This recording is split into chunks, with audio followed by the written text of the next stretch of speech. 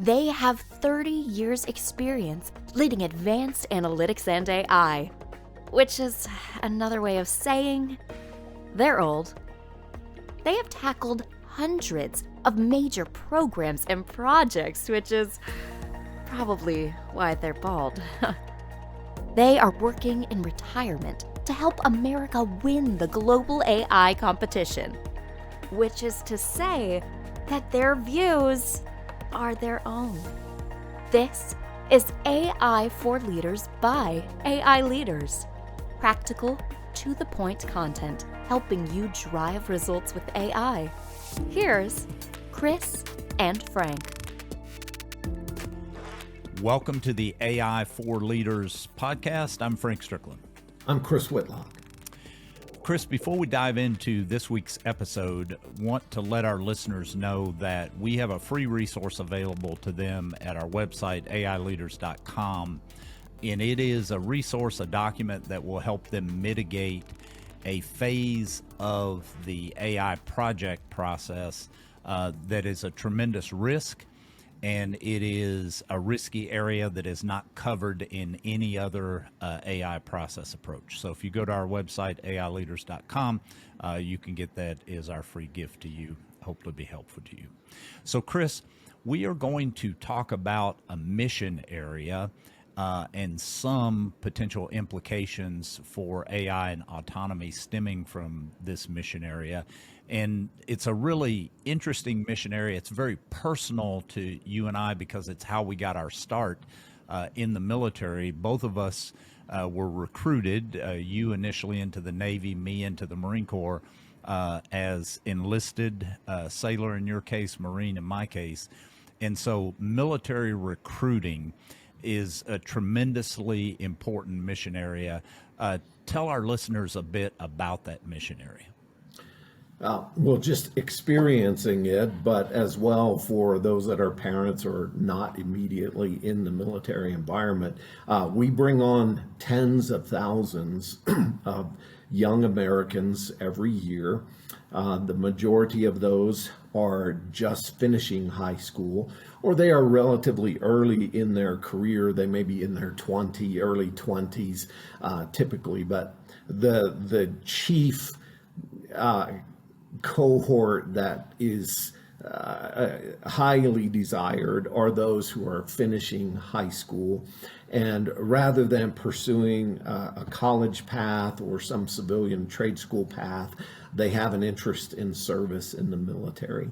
And we put a substantial level of effort, both in the form of military recruiters and then in infrastructure, IT systems, military entrance processing stations, which will help to screen them medically.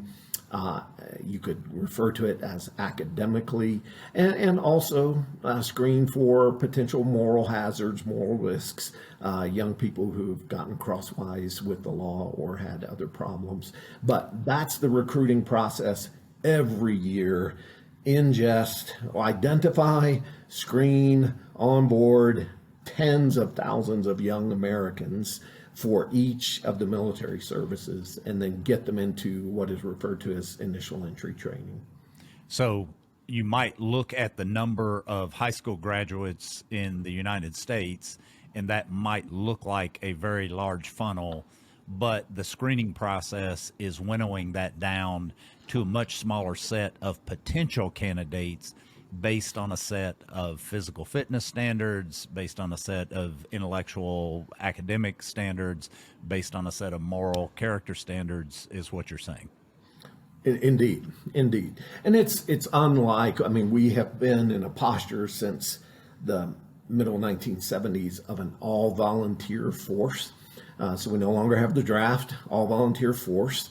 We're looking for actively and trying to identify young people who want to serve, at least for some period of time. Doesn't have to be for a career. And then screen them appropriately and track them to a job, meaning then put them on a track to a specific job in the military. And very unlike, it's always been interesting to me in World War II, basically we took the entire high school classes at some level of 1942, 43, 44, and they were brought into service in the United States military. That's not what we're talking about here. Now we are talking about recruiting, spitballing, call it 150, 160,000 young people a year into the active force as enlisted members, and then some number of officers each year. So it's a portion, and it's challenging. And that ebbs and flows in the degree of challenge, but it's persistently a task that requires a lot of attention. And it's interesting, the implications that this is not just a sausage making factory of, okay, how many soldiers, sailors, airmen, Marine, guardsmen, Space Force guardsmen, guardians, how many of those can we find and get jammed into the initial entry training? There is a much, if I use a fancy pants term, but it is applicable here, there's a much more ecosystem of the military's relationship with American society, the longer term effects on society, because many of these enlisted men, as you and I illustrate, they come into the service, they go out, they go on to start companies, become executives, et cetera. And so the Commandant of the Marine Corps has recently written an article that we're going to take a look at, and I'll ask you to talk about, Chris, where he's addressing not only the challenge of the ingest and the quality, but also a lot of those complex dynamics, not only the society's relationship, but what the force needs in terms of types of recruits and types of occupational specialties, et cetera. So let me share with our readers that article. I love the title of this article. So when I saw it come out, I was immediately taken, just because I'm interested in innovation and whatnot. But recruiting requires bold changes. He published this in November. The Commandant of the Marine Corps is General, 4-star General David Berger. All of the chiefs of the military services are fantastic and proven leaders. You will see them write periodically, sometimes together, sometimes on their own. But this came out in the U.S. Naval Institute Journal Proceedings in November this year. And it outlines, I thought, Frank, it was great in clarity, what's the challenge that we're struggling with. And for those that are less familiar, the Marine Corps classically, of the four services before we would add the Space Force or consideration of the Coast Guard, the Marine Corps would have the smaller of the recruiting targets. Even in 2022, even the Marine Corps had to put in the extra measure of effort to make the goal. They made goal or made mission, but it was a really challenging year. And he talks about some of the causes of that. And, it's plain that a facet of what we are working through right now, and multiple of the other services have acknowledged this, is just job dynamics. Overall, the labor market is changing. Young people have a variety of opportunities. And when you take the range of opportunities that are there and then you screen against eligibility, who can we bring in? It's made for just a perpetual challenge. Yeah. The services will meet them, but it's with a lot of effort, and sometimes by having to make some out of the ordinary compensations. So as an example, this past year, the Army always has the biggest one. And I think for fiscal year 2023, I think the Army is on for like 65,000 new soldiers. That means they haven't served before. They would be recruited coming out of high school or maybe out of college prior to completing it to serve as an enlisted member in the United States Army. A big hiring you could just think of that in your business. For those of you who are in business, hiring 65,000 people in a single year. That's a big number. Big number, big number. And so classically, the services have done everything that businesses might do, right? You have an online presence, and that is getting increasingly sophisticated. You're engaging in the high schools as fulsomely as you can, and you have local recruiting stations where you're assigning service members, so they're pulled out of their normal job, and for a couple of years they do this really demanding one of working with young people who are potentially interested in joining, helping to screen them and helping them navigate the process. And Berger's observations here, if you read the article, which we would highly recommend, it is worth the time to read this. Some of these problems have remediations that are well within the control of the DoD around how we interact, how the DoD interacts with the nation in explaining purpose and building trust.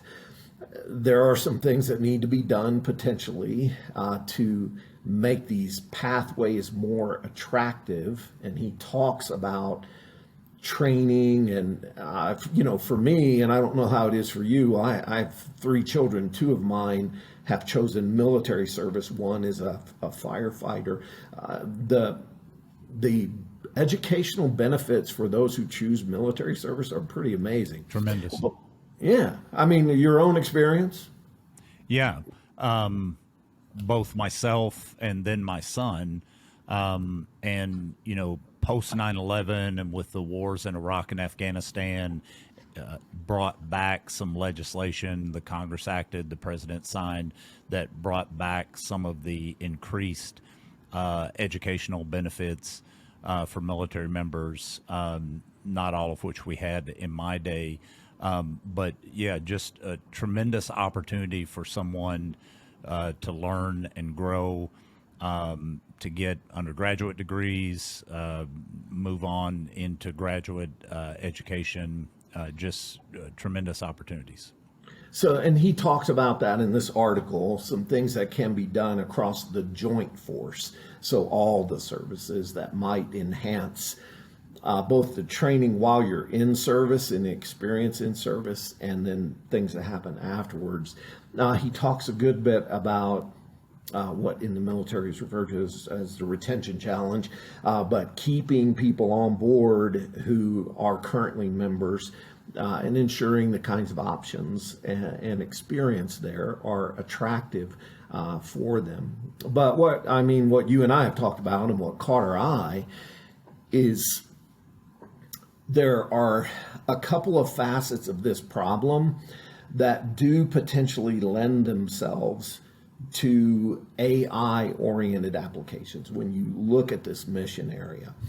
And what we won't talk about here are uses of AI to identify recruits per se. There are some things that might be pertinent there in a marketing context or an engagement context. But I thought what was really interesting in Berger's approach to this was looking at demand. Can we use AI, autonomy, automation to reduce the demand signal for new military members?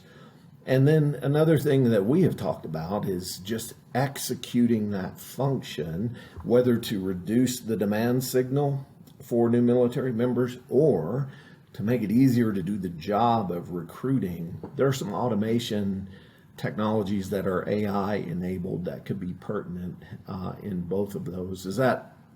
Yeah, it does. And yeah, there's I don't know if it was a Fed president that I'm about to quote, Chris. I apologize to our listeners. Don't remember the person I'm going to quote, but it is a point about labor, about human labor, that I think every leader needs to get in the forefront of their mind, and it's not necessarily there today. We are living, you are leading in an era, multi-year, you are leading in an era of chronic labor shortfall. full stop. We are not creating humans. The fertility rate in the U.S. Is about 4 basis points below what is known as the replacement rate, the number of children that need to be born in order to maintain the population, just maintain the population. And so what we have is just chronic shortfall in labor. And that chronic shortfall, while, right now we've sort of opened the aperture up and we're talking about that at a U.S. economic level, well, that includes the United States military and the United States national security community. 100%. So Yeah, I mean, it's every kind of a place, truism, right? When the labor market is strong, commercially, industrially in the United States, it's more challenging to recruit military members. Yeah. I think where you're going is, hey, that may be a persistent issue for the services. It's a tighter market, and you're dealing with something that's not going to become remarkably easier. I think on top of that, Frank, and we don't have to get into this, but Jerome Berger does talk about, there's a term used in marketing and certainly in recruiting, propensity to serve or propensity to buy. We've seen a decline in propensity to serve of some number of percentage points. That will ebb and flow over time, but that's kind of linked to what other options do I have, right? Do I have other attractive options? And then the other issue is simply those that have eligibility to serve. There are a number of current disqualifying factors for military service. There's debate on whether some of those could be changed usefully or loosened usefully, but they're legitimate and they've been put in place for reasons. Those manifest physically in a variety of ways and otherwise. But if you push that to the side, to me, what I found really interesting was, and his pilot example is a good one. We've had a chronic shortage on pilots. Yep. I thought it was really interesting. He took this in two directions in the article. One was, do we need to push the pedal down on creating technical solutions that don't require pilots, more autonomous aircraft? And that doesn't have to be a remotely piloted one, quote unquote, an unmanned aerial system. It could be a potential autonomous aircraft. That was one that he pulled. The other one I love as much, or maybe more, and that was, hey, why are we pushing warfighting concepts that require a lot of manned aircraft if that's difficult to generate? Maybe we need to rethink the concepts. And this to me is back to some of what Bob Work has a lot of passion about: defense innovation, changing strategies, warfighting concepts, etc. Well, a handmaiden to that is AI enablement and automation, but the two, they're viable angles, and he talks about both in the article, I think. Helpful. Yeah, there's an interrelationship there. The data scientists or AI practitioners listening can think about the interrelationship between defining the problem, getting relevant data, and then matching it to a modeling approach that will affect the problem with the relevant and available data. And in our book and in our teaching, we call that the iron triangle of data science. Well, similarly for the military, there are warfighting concepts, how the military wants to go about conducting a certain warfighting mission in a certain geography. And those warfighting concepts are interrelated with force design. How am I going to design a force to execute that warfighting concept?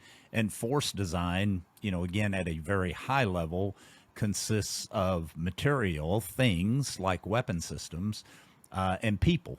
Now, there's a much more detailed description of it, but for the purposes of this discussion, And so when you get into force design, you're now in an area where AI leaders ought to be getting into in interactions with those in their military services and Department of Defense around force design, around capability design, and looking for places where AI and autonomy can potentially help. And Chris, you mentioned one that people would think of, rightfully so, as pretty sophisticated. Can we create an autonomous bomber? Can we create an autonomous fighter jet?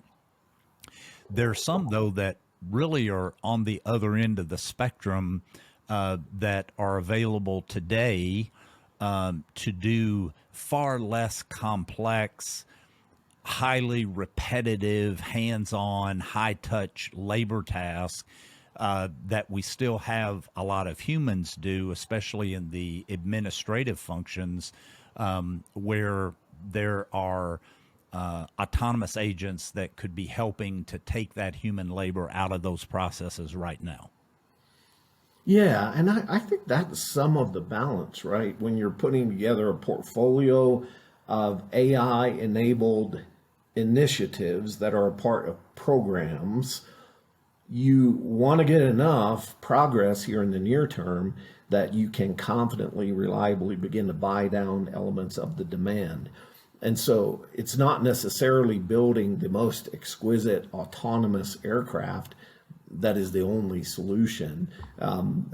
Simplify some of those areas. So yeah, there are a range of them. If you push the aircraft to the side, Frank, robotic process automation is a tremendous way to generate efficiency gains in just routine activities in the services today.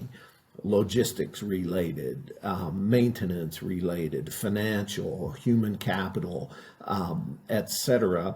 This is a class of software, RPA, robotic process automation, which can create a platform for AI enablement or machine learning implementations in them. But take just a minute, orient people to what you're showing there, Frank. So if our listeners have not seen a Gartner Magic Quadrant, it is, many of you have, some of you haven't, though. It is a standard Gartner product that takes software solutions in a given area like robotic process automation or RPA, and it plots it on a 2x2 axis. Now, the underlying scoring is much more complex. Gartner has a wide range of criteria they apply to each one of these axes, but the x-axis or the horizontal axis is looking at the completeness of vision for the provider, the company that's building the product. So how complete is their vision for this product space? And then the vertical axis or y-axis is scoring what is their ability to execute? What is their ability to deliver? And so you get these four quadrants. We won't go through all of them. You should go, if you're not familiar with it, Gartner Magic Quad, because when you're evaluating software, it's a useful and ready resource for you to take a look at for different types of software, to include analytics and AI software. But you can see here in the RPA space, some of the leaders, that upper right quadrant. And so that would be products and companies that have a strong vision and have a strong ability to execute. And so, Chris, in our businesses, the last big businesses we ran in analytics and AI, we had a number of UiPath implementations, for example, but you can see others, Blue Prism, Automation Anywhere. We use multiple of these software. Microsoft has a product, NICE. And so these RPA software and the others, this is a proven space. These are software that can take a process like processing travel claims, where you have a human being that is opening up a document, say a PDF file. They are checking certain things in a PDF file to see. Same thing every time. Yeah, every time. Is this filled out? is it filled out properly? Okay, if it meets those two checks, and I'm simplifying obviously, but if it meets those two, checks and the detailed checks within those two, it's complete and it's accurate. Okay, now I'm going to take these elements of the form and I'm going to populate them into this database, and I'm going to cause this action to happen in this financial system. Chris Whitlock, I've looked at his expense report. I'm going to populate this into a database that keeps a record of Chris Whitlock's expenses, and I'm going to give an authorization to the financial system to cut a check to Chris Whitlock for the total expenses here of $2,200.72. Well, there is, and this is a technical measurement in the South where Chris and I are from, there is a metric crap ton of that stuff that is going on in every branch, every division in the national security enterprise, and it's being done by people. And so now back to, again, just that fundamental problem. Frank, even before you leave that, just to clarify, the value of this to me is a human today might do the function you're talking about there, or it's a visa approval, or it's a parts ordering process. And they touch 2, 3, or 4 legacy systems in doing that task, right? What is the status? Oh, I need to check this also. Given that, now I do this in a third system. That's a very common human environment when you're interacting in these complex processes, mission processes. RPA lays on top of all the legacy systems, and it is replicating the role of the human. So rather than working in system A and now pivoting to system B and then going to system C, the robotic process automation tool will do that, and it replicates the work of the human. So if it's routine, repetitive, and to a standard, you can implement this technology to include with machine learning or AI enablement to handle handwritten documents. I need to take a handwritten document input and convert that into text that can be machine readable. Or I'm using a machine learning model to do part of the evaluation that a human would do on a set of parameters in a request or whatnot. But it lays on top of the legacy systems, so I don't have to rebuild them all, but you get a lot of progress quick, and you reduce some of the workload requirements or recruiting demand requirements to bring us right back around where we started. Yes, so you have an opportunity with these software which are proven. They are certified, several of them, to run on government networks, to include very high side, TSSCI classified networks. And you have the opportunity to perform these repetitive high touch tasks with a piece of software. And again, in some cases, the software may do 85% of the work and you have a human doing 15%, but it's really an opportunity to take that repetitive high touch labor off the backs of humans and take the human labor and apply it to something that, uniquely. So in an intelligence context, just again, very high level to simplify, but people will get the directional intent. Let's get intelligence personnel out of, these financial processes and HR processes and clearance passing processes and a lot of this administrivia where the work can be done by software, and let's put that human labor capacity, it may not be the same humans, but let's put the capacity into analysis and operations and places where we have shortfalls. Yeah. If I were closing this out, I think, and that to me is right on, we approach a mission area recruiting. We have an article here from Commandant of the Marine Corps that lays out the challenges. Some of those are addressable with AI enablement, but it does not all have to be the super exquisite high end, which he lays out some areas that would meet that criteria. There are things all the way to relatively pedestrian AI-enabled implementations. All of it involves software. 100% of that involves software. But it does not all have to be the most sophisticated and exquisite solution in order to have pretty significant and material effects on the recruiting demand signal. So let's bring down the number that we need, and let's be more efficient in performing the recruiting mission by using these technologies like robotic process automation in order to improve it. Yeah, and that point about RPA being kind of, it's a commoditized area now. The software is proven, it's been out there for some time, kind of goes full circle with the mission point. Our objective as AI leaders is not to deploy sexy technology or make sexy models. That we will do that, and we do that sometimes. They're just eye-watering capabilities. We've got a podcast episode you can go and check on ChatGPT, and just some of the stuff that's being done in large language models. It's truly eye-watering.